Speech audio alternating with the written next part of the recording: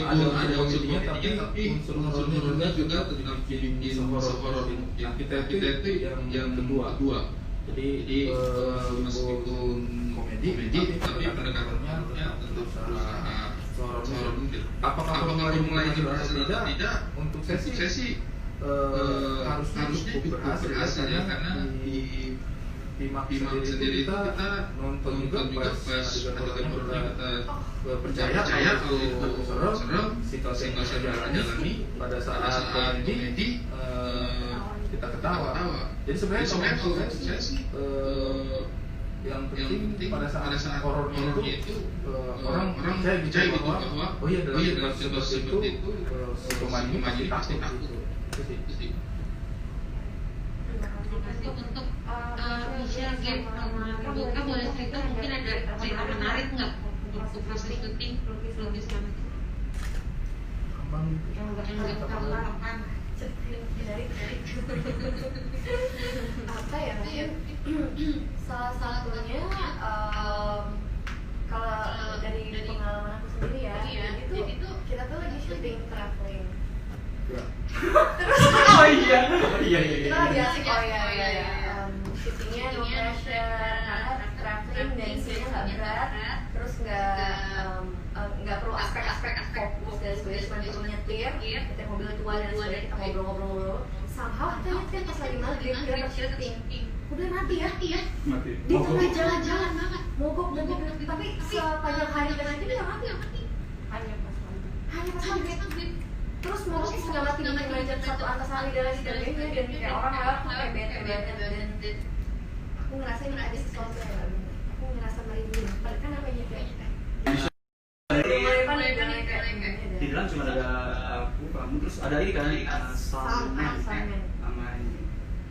Udah, dari situ yang terpaksa turun dorong dan dorong terus yang kayak emang nggak mau digerakin dan nggak mau digerakin sampai kayak maaf ya, sampai yang kayak mobilnya tuh yang kayak kita sayang banget, kan udah tua, setengah mati tua banget. Padahal mobilnya tidak dibiarkan terkolor juga ya. Iya, mobilnya juga dibiarkan apa sampai pada saat setting mobil tersebut mungkin peninggalan siapa, jadi kita bisa terganggu syutingnya karena mobil itu. Itu aspek apa namanya mistis yang tidak bisa dijelaskan dengan logika. Ternyata tapi ada yang mati di mobil itu. Astagfirullahaladzim. Benar pernah ada yang mati di mobil itu. AC mati dan nggak tarik kubur. Emang menimbulkan suka merinding sendiri kan? Iya, di lokasi itu suka kayak merinding yang kayak tiba-tiba gerak. Rasanya mati. Selain kita menunggu dari teman-teman yang lain yang tanya, mungkin bisa share sekarang nanti pas masih November kan udah bisa di plus gimana dari apa sih? Yang pasti ya saya senang banget karena awal ini aku coba karena ini film komedi pertama aku, baru buat aku. Nggak kepikiran kalau ini bakal jadi masuk ke Disney Plus Hotstar. Ini banget. Berasa kita MCU ya? Iya.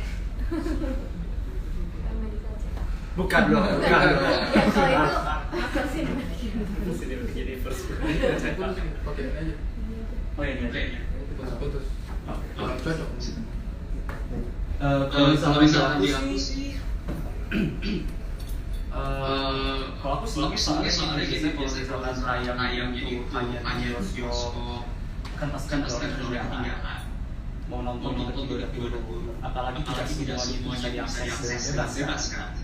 Nah jadi kalau misalkan orang bisa nonton di rumah, nah itu ya senang aja. Banyak banget yang pengen ngungkapin tapi cuma bisa dikasih cuma bisa digambarkan kata-kata yang ada kritik. Soalnya ada kritik itu punya jawaban dari kita bertiga dan hak banget. Bagus jawabannya. Dan dia akan lakukan dengan tarian. Tapi nanti coba bisa lagi. Jadi gimana, mau nari dulu atau ungkapan dari aku? Saya marahnya gampang. sendiri menurut aku ini adalah sebuah privilege besar karena dari kita bisa lihat sendiri dalam keadaan pandemi ini semuanya banyak yang tertahan, banyak gak cuma dari segi perfilman Indonesia tapi banyak dari aspek lain. Nah, kehadiran Disney Hotstar ini tepat waktu banget di saat seperti ini yang benar-benar bisa membantu kita memberi ruang untuk tetap mengapresiasikan karya kita ke masyarakat luas banget. Benar-benar terbantu sekali dan benar-benar jadi relief banget ya. Tadinya khawatir kayak film kayak kapan, nasibnya nggak seperti apa, kapan pandemi selesai. Karena kalau bisa dibilang bioskop buka pun mungkin cuma 50% yang boleh masuk. Dan itu nggak 50%-nya full bakalan orang nonton kan, pasti banyak kan takut dengan adanya Disney ini benar-benar bikin lega lah kita tetap terus berkarya ya. Disney juga banget. Setuju sih.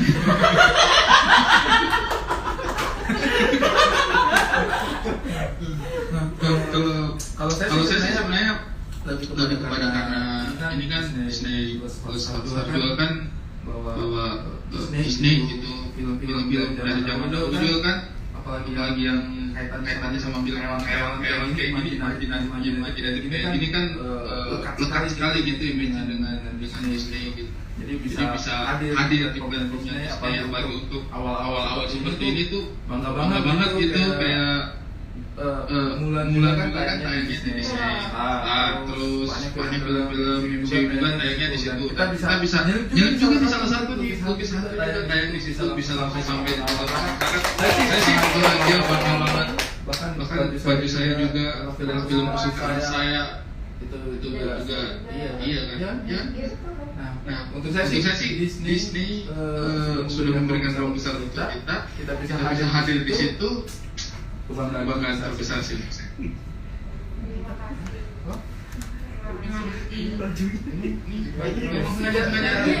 Memang saya saking cintanya sama Disney. Lanjut pertanyaan dari detik mesti untuk main film horor komedi lagi karena jadi ketagihan atau tertarik karena dari segi tadi nggak pernah jadi ketagihan atau tertarik karena dari segi kalimat. Kalau misalnya dibilang apakah horor komedi jadi ketagihan, nggak terlalu. Tapi aku emang selalu tertarik sama film dengan cerita atau premis yang seandainya film itu ada, aku nonton. Gitu. Aku nggak akan mau main film di mana aku sendiri mau nonton. Nanti jadi banyak kan. Gitu. Semacam begitu. Dan dalam film lukisan itu dari mulai Ari yang cerita, soalnya kan dia juga penulis dari film ini. Dari premisnya aja aku udah kritik gitu kayak Jangan gitu loh. Asal itu sambil kritikin dia. Itu kan kayak Pamungkas. Jadi metafora dong. Iya, jadi dari premisnya aku udah suka gitu. Dan untungnya yang percaya mereka itu dia percaya aku. Mungkin boleh ceritain sedikit kali ya sinopsis dari lukisan teman-teman media di sini. Cerita. Iya, silakan kan nulisnya. Untungnya lagi. Ini lukisan khusus dari tahun lalu. Sebenarnya saya skenario. Waktu itu memang saya yang ada di film dia Pamungkas yang kasih sebagai ini jujur saya pikiran saya kita Pamungkas yang main. Alhamdulillah jodoh sama dia. Sempat sebenarnya ada perdebatan karena kan mungkin sama pertanyaannya di Pamungkas kan udah pernah main di komedi horor kok di Pamungkas lagi. Ya udah saya cek ya. Udah bebas terserah yang namanya apa ketika pertama sudah memiliki kepala, akhirnya jodohnya nggak kemana-mana. Akhirnya beneran dia yang kesampaian. Dan untuk saya sih karena saya kemudian direct sama saya, jadi benar-benar sesuai dengan yang dibayangkan itu karena sejak awal tulis karakternya si sudah pendekatan dia. Menurut saya sih game Pamungkas berhasil itu 100% sih, 99% karena sempurna Allah ya. Boleh jadi bagian tapi kan Pamungkas memainkan ini dengan sangat baik. Kalau ceritanya sendiri simple premisnya itu. Kita kan membayangkan mana sih kalau bisa lihat halus. Nah, di sini saya hanya memainkan komedi. Wilayahnya adalah orang yang tadi juga bisa lihat hantu, sama sekali nggak bisa lihat hantu, tiba-tiba dapat pekerjaan yang menuntut dia untuk pura-pura lihat hantu. Tiba-tiba saat mengerjakan dia beneran bisa lihat hantu. Nah, itu situasi yang kami coba potret gitu. Bagaimana? Karena kan kalau tutur ini sebenarnya secara ideal juga mau membohongi orang. Kalau kita kan selama ini kan layar kaca kita dengan kepalsuan lah. Dia itu nggak mau tuh. Akhirnya karena instingnya dia untuk tidak mau palsu gitu. Lukis bisa melihat gitu. Nah, dan itu yang kita coba potret komedinya itu sebenarnya simple. Mungkin pertanyaan dari Mas Nyata ini apa? Mungkin karena dia ini menjadi salah satu aspek pelarian dia dari dunia nyata. Jadi memang benar-benar anak yang super tahu, super idealis banget terhadap makhluk-makhluk gaib yang dipercaya oleh Amanda itu adalah ada yang memiliki dunia yang sama luasnya sama seperti dunia manusia gitu. Kalau aku berperan sebagai Sevia, adiknya Kak Tutur di sini. Aku tuh cukup manja sama kakak sama aku, terus nyayang juga. Tapi lebih banyaknya tuh aku suka banget sama hal-hal mistis, lebih penasaran sama hal-hal mistis. Kayak aku juga senang ketika kakakku atau Tutur ini akhirnya jadi pelukis hantu. Dan aku juga ngefans banget sama Kak Amanda karena dia juga mistis banget. Aduh. Hai teman-teman, aku mau cerita tentang peranku, tapi peranku hanya sedikit. Jadi aku tidak bisa menceritakan peranku sebanyak mereka. Cuman kalau saya sih main juga di sini satu scene sebagai cameo ya. Kalau ceritanya sebenarnya itu sih menariknya film ini kita bikin. Tutur itu adalah orang yang skeptis dan tidak percaya tentang dunia gaib. Tiba-tiba dia yang diberi karunia bisa melihat sosok gaib. Sementara Amanda dan juga BK Sevia di situ itu orang yang sangat meminati dunia mistis tetapi tidak punya kemampuan untuk bisa berkomunikasi dengan dunia mistis. Jadi informasi ini yang kita kemudian kembangkan dalam situasi-situasi komedi di mana Tutur itu sebenarnya lebih banyak dibully sama mereka berdua karena dia yang di-push untuk ayo dong lihat lagi dong. Sementara Tutur kayak aduh itu menderita sekali melihat sosok-sosok supranatural itu. Jadi itu yang kita bikin jadi situasi-situasi komedi sih. Gitu. Terima kasih. Terima kasih pertanyaannya kompas.com. Iya. Selalu saya baca. Tapi pasti nanti ada titipan pertanyaan lainnya ya setelah mendengar cerita dari Mas dan Mbak. Aku jadi sebelum aku serahkan ke teman-teman media, ada yang bertanya juga tuh, ada yang angkat tangan. Aku dulu kali ya loh, selaku moderator. Tapi kalau kalian sendiri secara pribadi tuh memang percaya dengan hal-hal mistis ya? Karena kan tadi tersebut ya di film pelukis hantu ini it's all about hal-hal mistis ya. Bahkan dia yang tadinya sebagai tutur nggak percaya, di filmnya jadi percaya gitu ya. Tuturnya itu ya. Iya, tuturnya maksudnya. Jadi dari kalian sendiri tuh bagaimana?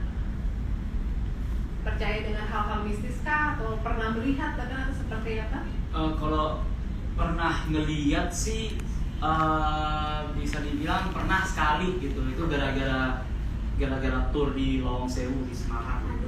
Aduh, mantap itu buat kalian yang pengen ngeliat tapi gak ketakutan ke Lawang Sewu aja. Nah, mungkin kalau misalkan aku itu dari awal itu emang udah percaya ya. Ya soalnya di agama emang dibilang juga, disebutkan juga, dan mungkin kalau misalkan aku in real life itu adalah Amanda. Emang entusias, gak berat-berat amat. Maksudnya ya aku emang tiap hari aku belajar Logo Sukmo, ilmu kanuragan, coba untuk terhindar dari godaan ini. Kalau yang lain Gitu. sendiri, Ya seperti itu sih. Jadi ya simple lah kayak ya apa ya? Bertapa setingkat sama Arya Kamandanu lah gitu. Mungkin kalau Michelle pasti Apa ya, kalau saya percaya mereka itu ada dan hidup berdampingan dengan kita. Aku nggak pernah ngeliat sih, nggak pernah digangguin juga, tapi pasti ada aja yang hidup selain manusia. Ya, contohnya kambing, kelapa itu hidup selain manusia juga itu. Iya benar juga sih. emang kelapa hidup? Kelapa hidup, tumbuhan, tumbuh, dia tumbuh coy. Dia tumbuh. Cita juga itu tumbuh. Aduh. Kalau saya percaya atau tidak ya, sorry nih. Kalau saya sih lebih cenderung percaya ya, karena Ya, memang sudah disebutkan ya, tidak kuciptakan jin dan manusia, jadi memang manusia itu bukan satu-satunya untuk saya pribadi. Dan kalau berinteraksi mungkin sulit dipercaya sih sama teman-teman, tapi sebenarnya memang beberapa kali saya itu mencoba berinteraksi dengan mereka, tapi nggak pernah kebagian, jadi emang nggak pernah. Sama, semuanya juga. Oh, iya. Bukan hal yang spesial, nggak perlu minta maaf, nggak perlu Siapa nyokong. tahu mereka berharap saya pernah. Kan saya tidak tahu harapan dari teman-teman media. Siapa tahu, oh Ari mungkin pernah. Tapi saya minta maaf dulu kan, karena saya nggak pernah bertemu langsung dengan yang mistis-mistis. Gitu deh. Oke, terima kasih langsung dari siapa nih tadi yang duluan mengangkat tangan, Sesa atau Mas Brady? Mas Sesa tadi yang katakan. Iya. Siapa dulu? Saya atau saya dulu? Oke. Buatnya Mas Brady duluan kali ya. Oke, boleh. Oke, halo teman-teman Kes dari Lukisanto. Saya Glenn dari Jawa Pos. Ya, ini saya mau tanya ke Mas Ari sih. Mas Ari ini sekaligus mengkonfirmasi. Jadi kan kalau sebelumnya Mas Ari ini pernah direct serial Cek Toko Sebelah ya, dan sekarang ini mendirect sebuah film layar lebar. Nah Mas, ini apa benar ini pertama kalinya Mas Ari mendirect sebuah film komedi horor gitu Mas? Lalu sebagai penulis juga dapat inspirasi ceritanya dari mana sih Mas? Apakah dulu Mas Ari suka nonton film tayangan televisi yang ada adegan melukis hantunya atau gimana Mas? Terima kasih. Oke.